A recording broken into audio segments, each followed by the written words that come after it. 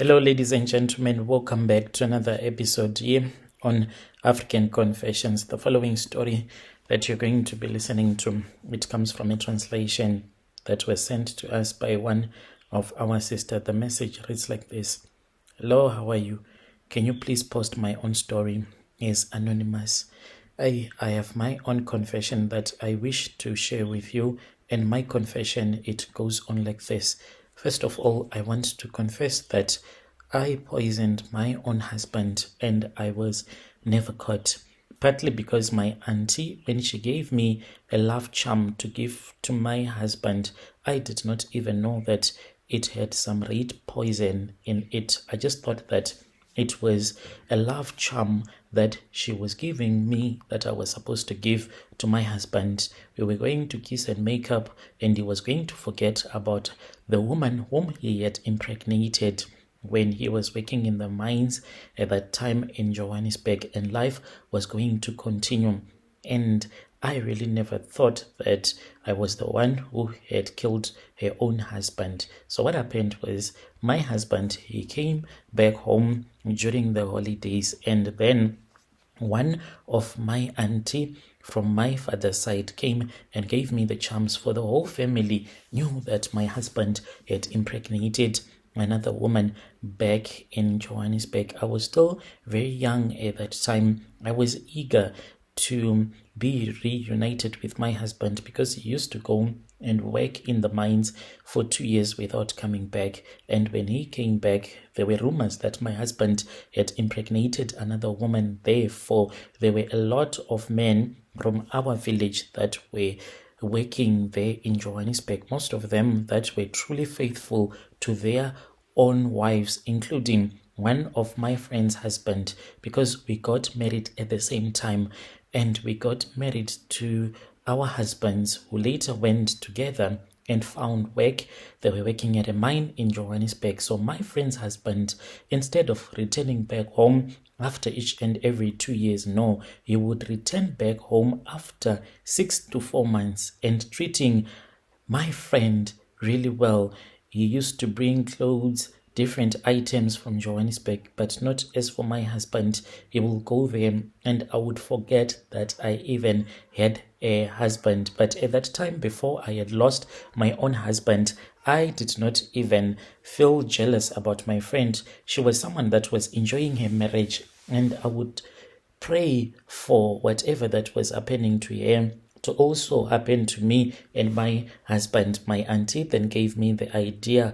My husband came back, and when he was drinking his alcohol, as I was preparing some beef stew for him, my auntie told me to put the charms into the beef, and I then gave him to eat. And after he had eaten, when we went to bed, that was when he started to complain of a stomach ache. So I just thought that it was the bad alcohol that he had drank, since he was no longer used to drinking traditional alcohol. So then I went to bed as he was complaining. When I woke up, the whole bed was soaking wet. The way that he was sweating, I then called out to my mother and my auntie, and my husband unfortunately passed away.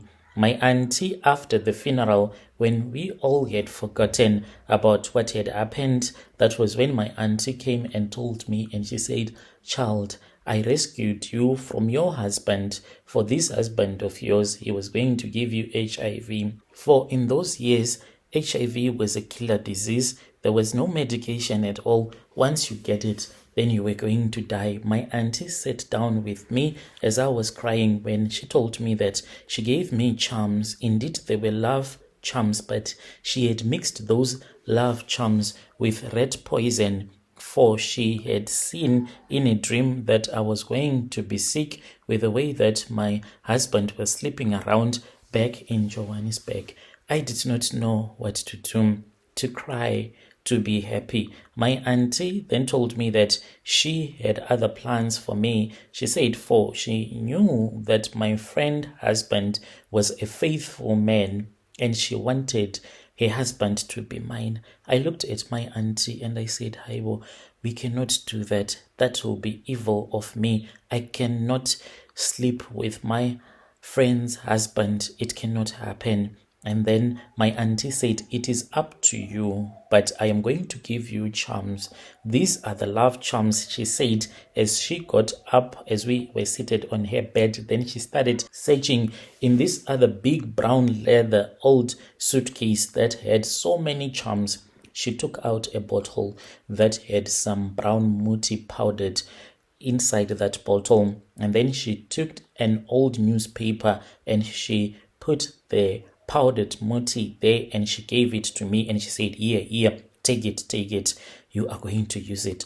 Wash yourself with this. I want you to do it now, since he is still in this village. Before he returns back to Joburg, each and every morning you go and then you assist your friend with her household chores.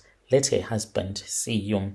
I tried to tell my auntie that I was not even in love with my friend's husband, and she said, it does not even matter. What matters is I want you to see that these charms, they work. Then I took the muti and I went back home. The first night I washed myself, and then early in the morning I then went to my friend's place. Her husband was basking in the sun as he was drinking his alcohol so early in the morning. I then took a sweeping broom and I started to assist my friend by sweeping the compound. The man looked at me. He waited when I was at the back of this other round hut.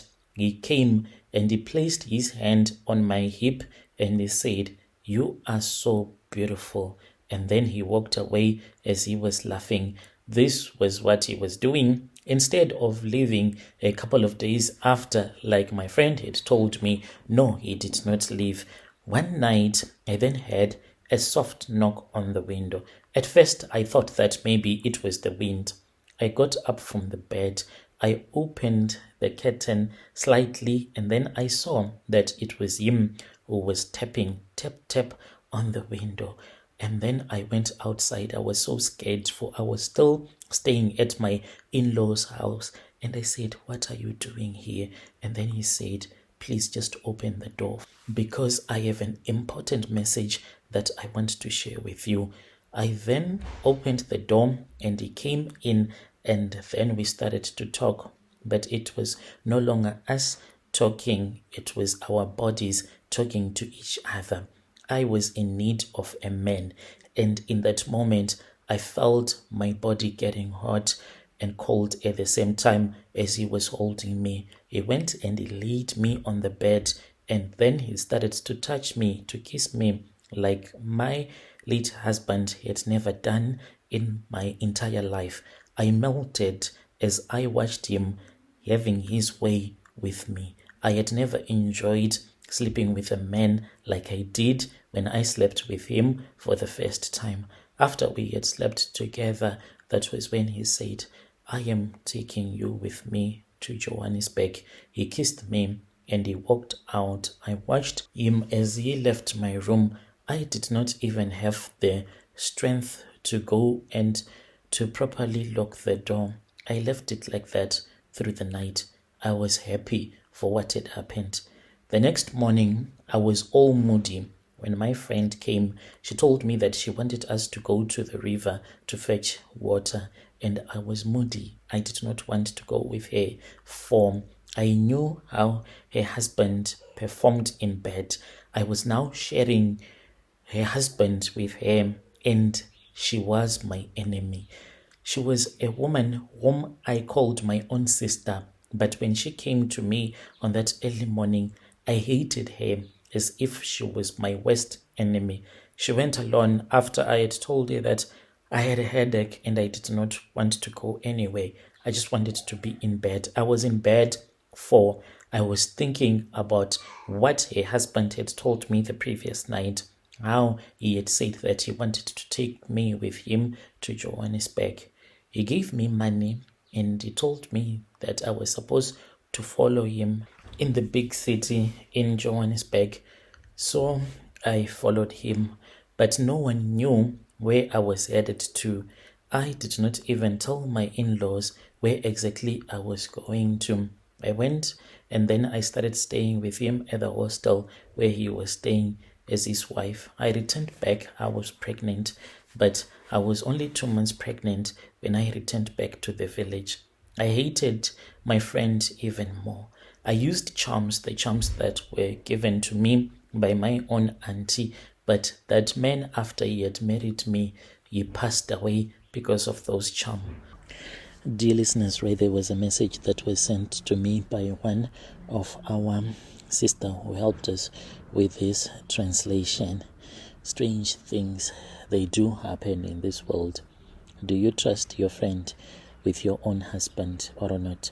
Has anything ever happened between your husband and your best friend, your so-called best friend? You can bring your stories. You can write a message on me, even on TikTok or on WhatsApp, and share with me your own secret.